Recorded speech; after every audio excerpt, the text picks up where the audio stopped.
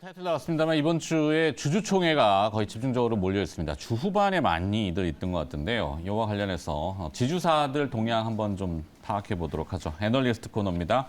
NH투자증권 리서치센터 지주사 ESG를 커버하고 있는 김동양 애널리스트와 함께합니다. 어서 오세요. 네, 안녕하세요. 네. 자, 먼저 한화그룹부터 좀 살펴봐야 될 것 같은데요. 아침에 뉴스 보도 보니까 한화 손보가 4년 동안 배당을 못했는데 올해 중간 배당을 한번 시도한다 이런 내용도 있어요. 한화가 뭔가 조금 이 세그먼트를 뭐라 그러죠? 이렇게 조율을 다시 하는 움직임이 있던가요? 네, 일단 큰 틀의 지배구조 개편이 올해 1월부터 반영이 됐습니다. 방산 사업을 한화 에어로스페이스가 다 이제 몰아가고요. 그 위에 있는 주 한화는 이제 한화건설을 합병하고 한화정밀기계를 인수를 해서 이제 기계 사업도 강화를 하는데요. 또 지금 마무리 단계에 있는 대우조선해양 그리고 HSD 엔진 인수권도 있기 때문에 올해는 뭐 당분간은 이런 부분들을 안정화시키는 데 좀 주력을 하지 않을까 생각이 되고요. 이제 시장에서 많이 궁금해하는 이제 경영권 승계라든가 이런 부분들은 실질적으로는 진행이 되고 있는 것 같습니다. 삼형제가 제조업, 금융업, 서비스업에 각각 적을 두고 경영 활동을 하고 있습니다. 다만 실질적인 뭐 지분 상속이라든가 분할 같은 것들은 한화 임팩트라는 계열사 상장이 키가 될 걸로 보고 있는데요. 네. 이 한화 임팩트는 옛날 삼성 종합화학입니다. 삼성 한화 간의 빅딜로 한화그룹으로 넘어왔고요. 무슨 토탈 그 밑에 한화 토탈을, 그러니까 옛날 와. 삼성 토탈이죠. 네. 그것도 가지고 있습니다. 그 한화그룹에서 수소 사업 밸류체인의 핵심에 있는 회사이고요. 이 회사가 재작년에 시장에서는 한 4조 원 정도의 가치를 이제 인정을 받았었는데 아마 더 높은 가액으로 시장에서 몇 년 후에 상장을 하지 않을까 이렇게 기대를 하고 있습니다. 이 주주 구성이 이 삼형제 회사라고 할 수 있는 한화에너지가 52% 그리고 한화솔루션이 48% 두 개 계열사들이 들고 있는데요. 아마 상장을 하게 되면 한화에너지의 구주 매출이 좀 우선시 될 것 같고 그렇게 되면은 그 구주 매출 자금이 결국은 요 삼형제들한테 배당을 통해서 돌아갈 걸로 보입니다. 그러면은 아버지 지분에 대해서는 그 상속세 납부하고 승계하는 것도 전혀 문제가 없고 또 일각에서는 한화하고 한화에너지 합병도 뭐 얘기하고 있는데 그것도 뭐 전혀 무리가 없이 김승현 회장의 23% 한화 지분 승계는 전혀 문제가 없을 것 같고요. 다만 지금처럼 이렇게 이 모습을 유지를 하느냐 아니면은 그 말씀드린 세 개의 사업부를 뭐 인위적으로 분할하느냐는 아마 이제 그 형제들의 선택에 달려 있지 않을까 이렇게 생각을 합니다. 자, 방산, 뭐 우주, 에너지 이런 컨셉의 한화를 먼저 들여다봤고, 그 다음에 이제 국내 식품이라고 해야 될까요? 뭐 그런 소비, 뭐 엔터, 미디어를 아우르고 있는 그룹이 이제 CJ인데, CJ는 상장 계열사의 주가는 뭐 상당히 어려웠죠. 네. 지주사 CJ만 조금 선전했던 것 같은데요. 이 이유가 뭔가요? 지난 한 달, 두 달 동안에 굉장히 좀 특이한 현상이었는데요. 아무래도 이제 비상장 핵심 회사인 CJ 올리브영 때문이 아닌가 생각이 됩니다.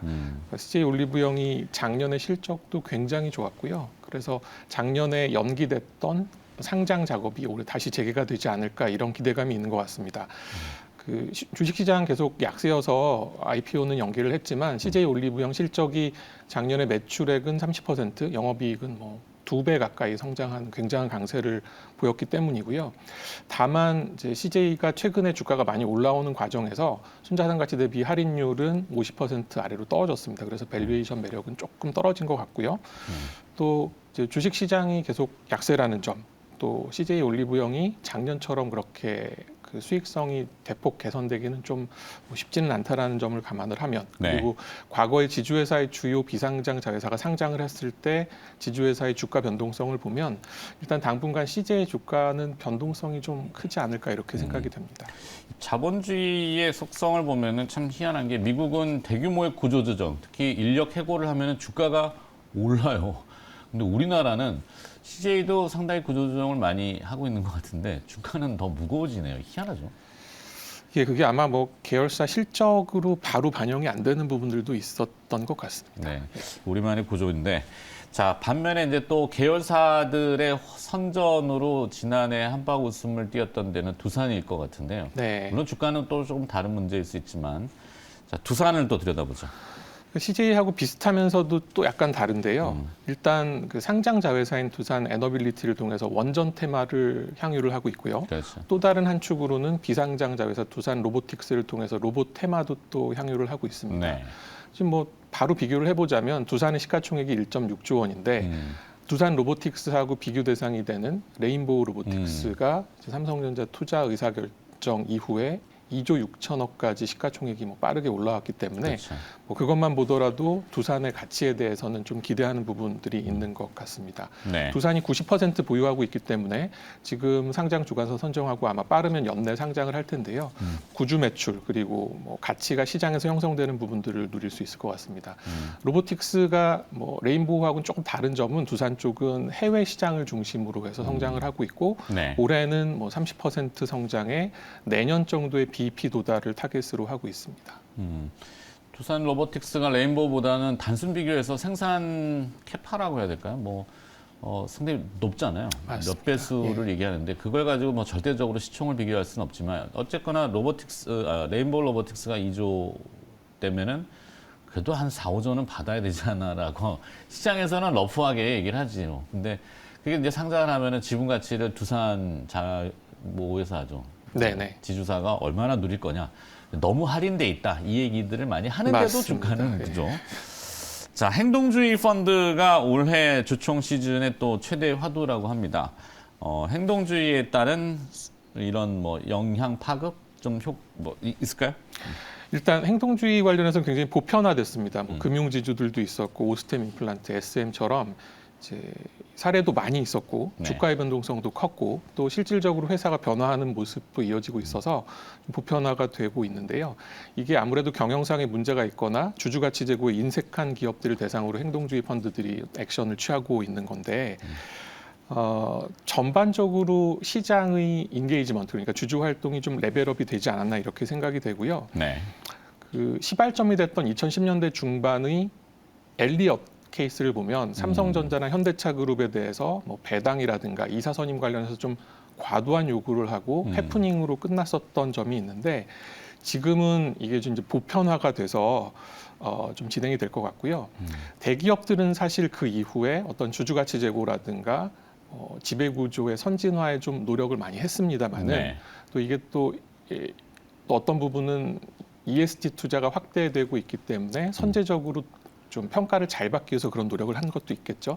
근데 중견 이하의 기업들은 아직까지는 이런 부분에 있어서는 좀 취약한 부분들이 있고 여전히 공격의 대상이 될 여지가 있다라고 보고 있습니다. 네. 자, ESG 펀드 규모가 지난해 주식시장 약세를 반영하면서 정체 상태를 지속하고 있다고요. 향후 전망은 어떻습니까? 예, 2020년도가 사실은 ESG 경영이나 ESG 투자의 정점이었고 뭐 2조 원 수준까지 올라왔다가 말씀하신 대로 작년에는 시장 약세를 반영을 하고 있습니다. 네. 근데 올해 하반기서부터는 다시 좀 수면 위로 올라오지 않을까 생각을 하고 있는데요. 배경은 공시입니다. ESG 공시가 단계적으로 의무화가 되고 있는데 우리나라 공시가 이제 투 트랙으로 진행이 되고 있습니다. ESG 중에 G, 거버넌스에 해당하는 거는 이미 2019년부터 단계적 의무화가 시작이 됐고 네. E하고 S에 해당하는 부분이 지금은 뭐 지속 가능 경영 보고서라는 걸로 가름을 하고 있는데 25년부터 단계적 의무화가 시작이 되는데요. 사실 양식이 정해지지 않았어요. 어떤 네. 형태로 공시를 할지. 그래서 금융위원회가 연초에 업무 계획을 발표할 때도 올해 안에 이걸 확정하겠다라고 했기 때문에 기업들은 새로운 양식에 맞춰서 이런 것들을 준비를 해야 될 것이고 또 공시가 나오면 투자자들은 ESG 투자를 좀 확대 적용해야 되기 때문에 이런 부분들이 늦어도 올해 말부터는 좀 수면 위로 다시 올라오지 않을까 이렇게 보고 있습니다. 그 밖에 ESG 관련된 이벤트 혹시 추가할 만한 게 있을까요? 뭐 환경이야 계속 여러 가지 법안들이 나오고 기업들도 선제적으로 대응을 하고 있는데 일단은 이제 거버넌스에 초점을 맞추자면 두 가지인데요. 첫 번째는 이제 아무래도 말씀하신 대로 이번 주가 슈퍼위크이기 때문에 국민연금을 필두로 해서 기관 투자자들의 인게이지먼트가 어떻게 될 것인가. 사실 국민연금은 그 5% 이상 지분 보유하고 있는 기업의 목적을 단순 투자로 좀 느슨하게 공시하는 케이스가 많았습니다. 네. 그러니까 이 얘기는 전반적으로는 기업의 경영 자율성을 좀 존중해주겠다. 다만 소유 분산 기업에 대해서는 뭐 대표적으로 KTA, 포스코 금융기업들이 있죠. 그렇죠. 이런 데들은 지배구조 선진화를 조금 쪼이겠다라는 식으로 나오고 있는 것 같고요.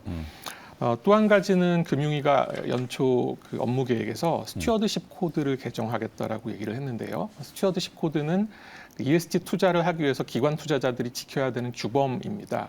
우리나라는 2016년도에 도입을 했는데 먼저 도입을 하고 개정을 한 영국이나 일본 사례를 보면 이번 개정에서는 아마 그 투자자 연대 콜라보레이션 조항이 들어갈 가능성이 높고요. 이렇게 되면은 이제 기관 투자자들의 지분을 합쳐서 최대 주주를 좀 압박할 수 있기 때문에 그 인게이지먼트가 좀 레벨업 될 수 있지 않을까 이렇게 생각합니다. 좋습니다.